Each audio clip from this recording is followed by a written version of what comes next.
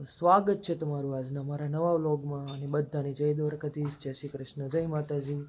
આજના વિડીયોની શરૂઆત આપણે આપણી રાજવી પાસેથી કરીએ છીએ.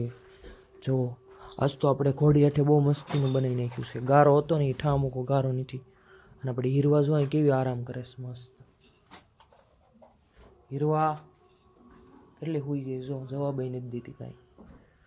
અને હેઠે આપણે જો રેતી નાખી દીધી છે, એમાં કપચી નાખી દીધી છે. હજી એમ તો આપણે રાતે નાખી દેવું એટલે ગારો ન કરે.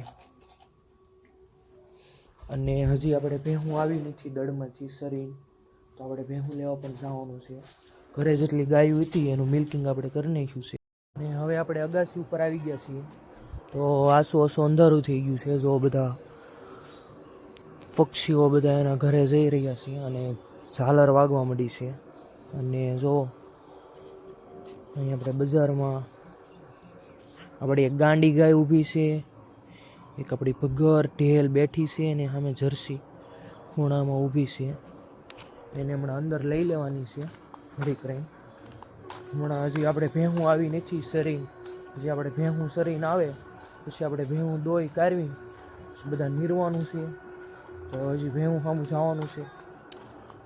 આવું બધું છે મિત્રો આજનું કંઈક. ને આજ તો હજી ભેહું નથી આવી, અંધારું થઈ ગયું તોય કોને ખબર ક્યાંક હલવાઈ ગયું છે ભેહું, ઝાંપો બાપો આડો આવી ગયો છે એવું કંઈક થયું હોય તો નહીં આવ્યું હોય. તો હવે આપણે ભેહું સામું જવાનું છે, તો ત્યાં તો હું કંઈ વિડીયો નહીં ઉતારી શકું. તો બસ આજનો વિડીયો અહીંયા સુધી જ છે. તમને મારો વિડીયો ગમ્યો હોય તો લાઈક કરજો, શેર કરજો અને ચેનલમાં નવા હોય તો ચેનલને સબસ્ક્રાઈબ કરવાનું ભૂલતા નહીં. તો મળીએ એક નવા વિડીયો સાથે.